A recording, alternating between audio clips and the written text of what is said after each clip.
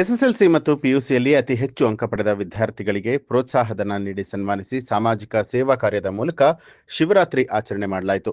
ಮಂಡ್ಯ ಜಿಲ್ಲೆಯ ಮದ್ದೂರು ತಾಲೂಕಿನ ಕೀಳಘಟ್ಟ ಗ್ರಾಮದ ನಂಜುಂಡೇಶ್ವರ ದೇಗುಲದ ಟ್ರಸ್ಟ್ ವತಿಯಿಂದ ಶಿವರಾತ್ರಿ ಅಂಗವಾಗಿ ವಿಶೇಷ ಕಾರ್ಯಕ್ರಮ ಆಯೋಜನೆ ಮಾಡಿದರು. ದೇಗುಲದ ಟ್ರಸ್ಟ್ ವತಿಯಿಂದ ಮದ್ದೂರು ತಹಸೀಲ್ದಾರ್ ಪರಶುರಾಮ್ ಸತ್ತಿಗೇರಿ ಅವರು ಎಸ್ಎಸ್ಎಲ್ಸಿ ಮತ್ತು ಪಿಯುಸಿಯಲ್ಲಿ ಅತಿ ಹೆಚ್ಚು ಅಂಕ ಪಡೆದ ವಿದ್ಯಾರ್ಥಿಗಳಿಗೆ 10,000 ರೂಪಾಯಿ ಪ್ರೋತ್ಸಾಹಧನವನ್ನ ನೀಡಿ ಸನ್ಮಾನಿಸಿದರು. ಸರ್ಕಾರಿ ಶಾಲೆ ವಿದ್ಯಾರ್ಥಿಗಳನ್ನ ಪ್ರೋತ್ಸಾಹ ಮಾಡೋದಕ್ಕೆ ಮುಂದಾಗಿರುವಂತಹ ದೇಗುಲದ ಸಾಮಾಜಿಕ ಸೇವಾ ಕಾರ್ಯಕ್ಕೆ ಸಾರ್ವಜನಿಕರು ಮೆಚ್ಚುಗೆ ವ್ಯಕ್ತಪಡಿಸಿದ್ದಾರೆ. ಎಜುಕೇಷನ್ಗೆ ಬಹಳ ಇಂಪಾರ್ಟೆನ್ಸ್ ಕೊಡ್ತಾ ಇದ್ವಿ.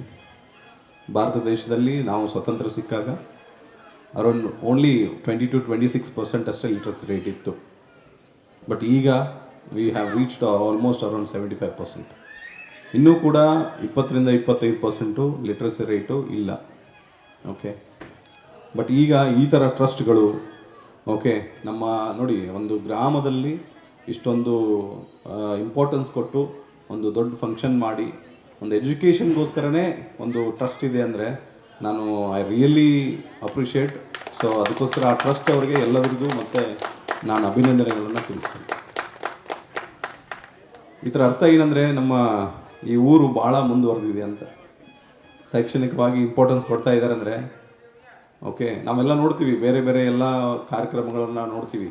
ಬಟ್ ಈ ಒಂದು ಕಾರ್ಯಕ್ರಮ ಭಾಳ ಅತ್ಯುನ್ನತವಾದ ಒಂದು ಕಾರ್ಯಕ್ರಮ. ಓಕೆ, ಅದಕ್ಕೋಸ್ಕರ ಎಷ್ಟೋ ಇಲ್ಲಿ ಟಾಪ್ ಬಂದವ್ರಿಗೆ ಈ ಊರಲ್ಲಾದರೂ ಕೂಡ ಈ ಮದ್ದೂರವರು ಓಕೆ ಅಲ್ಲಿಂದ ಕರೆಸಿ ಅವರಿಗೆ ಒಂದು ಸನ್ಮಾನ ಮಾಡಿ ಅದೇನಾಗುತ್ತೆ ಅಂದರೆ ಬೇರೆಯವರಿಗೆ, ನಮ್ಮ ಊರವ್ರಿಗೆ ಅಥವಾ ನಮ್ಮ ಬೇರೆ ಸ್ಟೂಡೆಂಟ್ಸ್ಗಳಿಗೆ ಒಂದು ಪ್ರೇರೇಪಣೆ ಆಗುತ್ತೆ.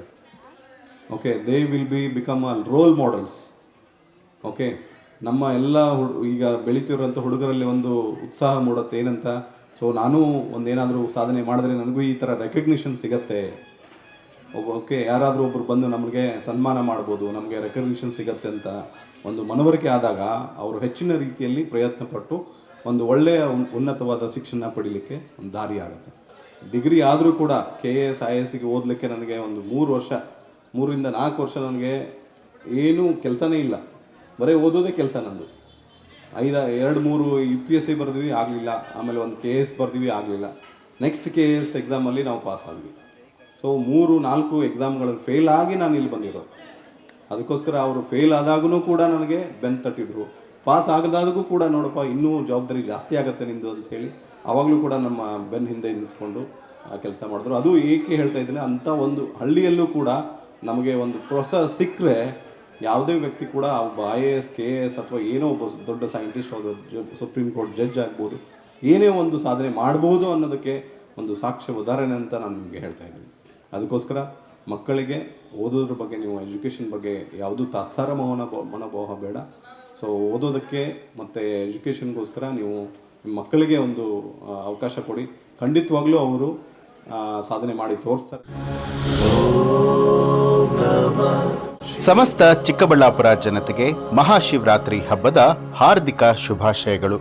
ಮಹಾಶಿವನ ಪಾವನ ಪರ್ವದ ಈ ಶುಭ ಸಂದರ್ಭದಲ್ಲಿ ಚಿಕ್ಕಬಳ್ಳಾಪುರ ಜನತೆಯ ಪ್ರತಿಯೊಬ್ಬರ ಬಾಳಿನಲ್ಲೂ ಕೂಡ ಸುಖ, ಶಾಂತಿ ಮತ್ತು ಅಷ್ಟೈಶ್ವರ್ಯಗಳು ಲಭಿಸಲಿ ಎಂದು ಶುಭಾಶಯವನ್ನ ಕೋರುವವರು ಸಂದೀಪ್ ಬಿ ರೆಡ್ಡಿ, ಯುವ ಜನತೆಯ ಆಶಾಕಿರಣ, ಸಮಾಜ ಸೇವಕರು, ಬಿಜೆಪಿಯ ಯುವ ಮುಖಂಡರು, ಸಂಸ್ಥಾಪಕ ಅಧ್ಯಕ್ಷರು, ಭಗತ್ ಸಿಂಗ್ ಚಾರಿಟಬಲ್ ಟ್ರಸ್ಟ್, ಚಿಕ್ಕಬಳ್ಳಾಪುರ.